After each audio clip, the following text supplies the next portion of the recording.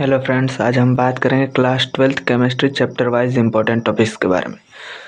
जैसा कि दोस्तों आपको पता है, क्लास 12th बोर्ड एग्ज़ाम में ज़्यादा समय नहीं बचा है, इसलिए हम लोग ओनली इम्पोर्टेंट टॉपिक्स के बारे में बात करेंगे। यूनिट फर्स्ट 8 मार्क्स की है, जिसके इम्पोर्टेंट टॉपिक्स मोलरता, मोललता, मोलन्स, हेनरी का नियम, राउल्ट का नियम, वाष्प दाब का अपेक्षिक अवनमन, परासरण दाब, क्वथनांक का उन्नयन, हिमांक का अवनमन है।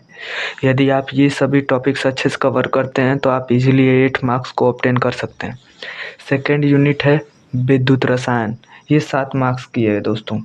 इसके इम्पोर्टेंट टॉपिक्स हैं ऑक्सीकरण, अपचयन अभिक्रियाएँ, कोलराउस का नियम, मोलर चालकता तथा विशिष्ट चालकता, इलेक्ट्रोड विभव, विद्युत वाहक बल, मानक इलेक्ट्रोड विभव, नर्नस्ट समीकरण और रासायनिक सेलों में इसका प्रयोग, गिब्स मुक्त ऊर्जा, ईंधन सेल संक्षारण।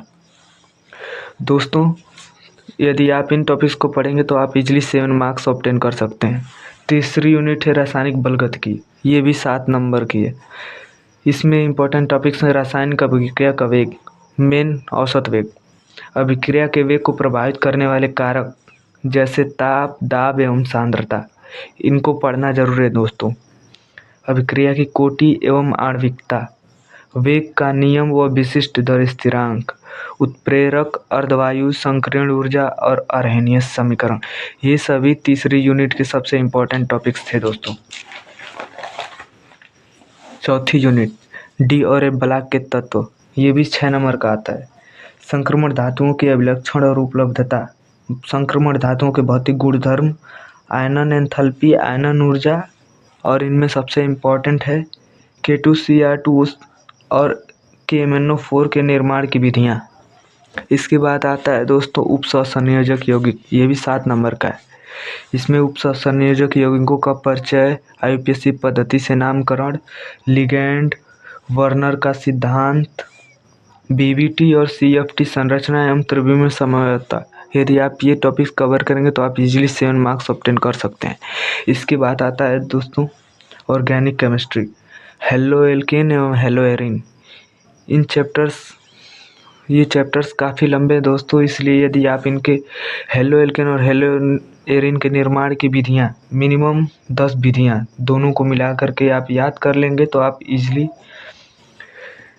निर्माण की विधियों को पूरा कर लेंगे।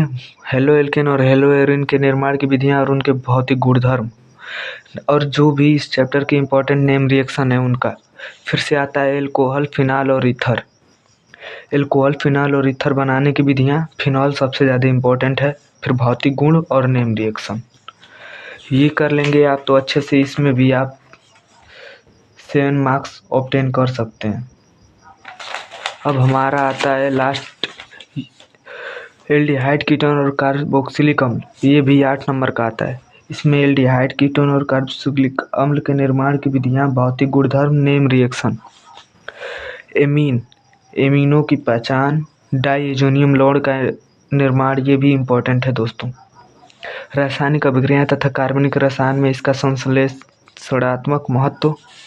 और इसके बाद आता है नेक्स्ट चैप्टर जैव अणु, जो कि बायो और वाले लड़कों के लिए इजी है, लेकिन मैथ वालों के लिए थोड़ा सा मुश्किल है, इसलिए उनके लिए ग्लूकोज और फ्रक्टोज को पढ़ लीजिएगा अच्छे से। इनके बनाने का फार्मूला, रिएक्शन इंक्लूडेड, पॉलीसेकेराइड के बारे में पढ़ लीजिएगा, जैसे स्टार्च, सेलुलोज, ग्लाइकोज का महत्व। इसे केवल पढ़ना है, इसे याद करना कोई ज़रूरी नहीं है, आप एक बार पढ़ लेंगे, एग्जाम में आएगा तो आप लिख लेंगे। फिर प्रोटीन की संरचना, एंजाइम, हार्मोन, प्रारंभिक विचार, विटामिन और वर्गीकरण प्रकार है। यदि आप दोस्तों ये सभी टॉपिक्स अच्छे से कवर करेंगे तो आप एग्ज़ाम में इजीली 80 to 90% मार्क्स ऑब्टेन कर सकते हैं। यदि आप इन टॉपिक्स पे डिटेल वीडियो चाहते हैं तो कमेंट बॉक्स में लिखिए डिटेल वीडियो, और हमारे चैप्टर से जुड़े रहिए ऐसे ही इंपॉर्टेंट टॉपिक्स के लिए। धन्यवाद।